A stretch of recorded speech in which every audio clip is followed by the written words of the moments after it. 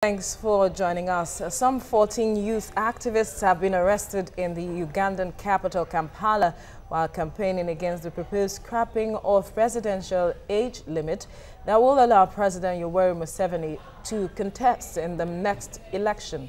Migration expert Emmanuel Okonkwo joins us now to share his thoughts on this. Many thanks for joining us on TVC News Hour, Okonkwo. What do you make of this? Activists being arrested. The law of the land will tell you, according to the Public Order Management Act of 2013, in Uganda, the police has the power to arrest, to set the people free. But how do you situate that in this context? Well, obviously, we keep complaining that we don't have young people get involved in politics. We don't, and that's been an ongoing debate. Young people are not interested.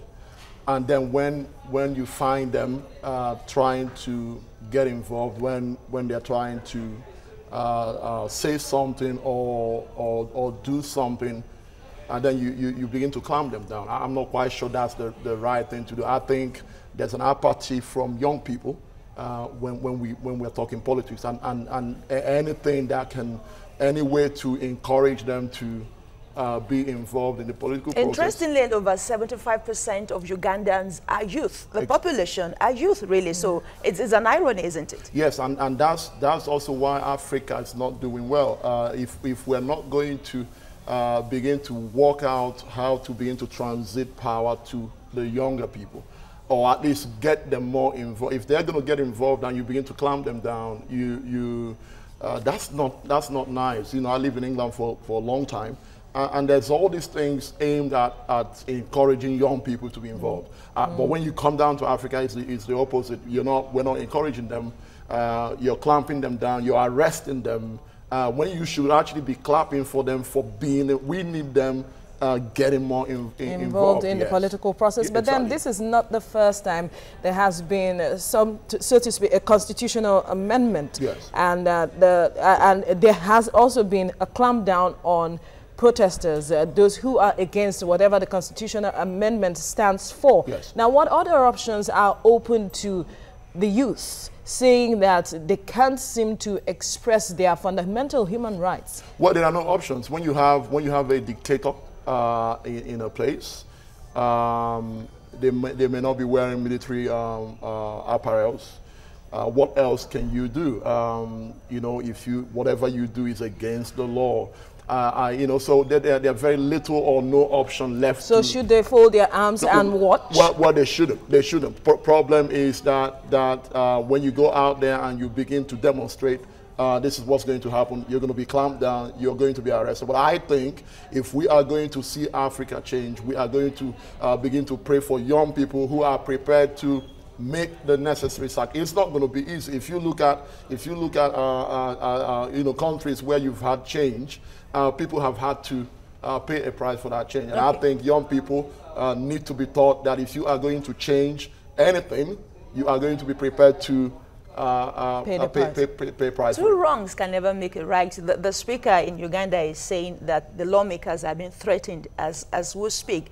And to our own dismay, that the bill is not even presented yet before the House. So are we counting our chicks before the egg hatch? Or what? No, well, I'm not sure we're counting our chicks before the eggs hatch. But all I know also is that sometimes also some of these agitations, they need to be taught. If you go and study Gandhi on nonviolent resistance, there are also ways to put leverage or put pressure on the government without being violent about it.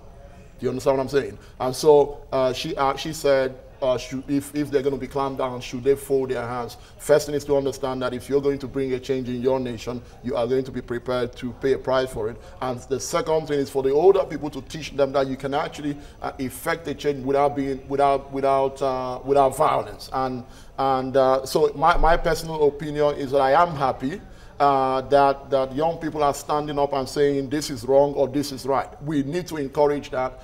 But when you have tight African leaders, what are you going to do? In fairness to Museveni, he has come out to deny that he has nothing to do with that that constitutional amendment that is being bandied around. He's heard. But for the life of me, the same senator who pushed for the constitutional amendment in 2005 yes. for the limitation, I mean, for the term yes. to be reviewed. Yes. It's the same senator that is pushing for it now. So he's a close ally to Museveni. Yeah. How do you? So someone might be beating the drums somewhere and someone else doesn't. Well, whether he's the one we see beating the drum or not, he's the one behind the beating of. It's like telling me that I don't know what's going on in my sitting room.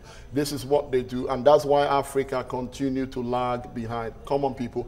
Let's even if you don't agree with what the young people is doing, please encourage them, teach them how to do these things without destroying their nation. But please let them be involved. And this whole leadership in Africa that would sit there forever. I think it's time that even the older people should begin to say, listen, why can't we transit power? Must one person be there forever? So my take is when I read this, I said, listen, kudos to these young people. I think the time has come for change in Africa. But isn't it worrying that somehow, seemingly, the Constitution is no longer able to defend these young ones? How do they stand up to, if the Constitution can defend them, how do they defend the Constitution? Well, yeah, and as it goes back to what I said at the beginning, you've got a dictator in place, you've got a kind of pseudo-democracy. If you think that change is going to be handed over to you on a platter of gold, that's not going to happen. Somebody has to go against the Constitution sometimes. So we need to be praying for those young people, and be praying for Uganda, and be praying for Africa. Okay, we're wrapping up now. Yes. On the face value, the ruling party will pride themselves that to an extent there's been some stability in Uganda since Museveni came to power since 1986. In terms of economy, there's some kind of growth. They've been able to meet some, they met some MDG following in the pathway of meeting some SDG as we speak. Is that enough?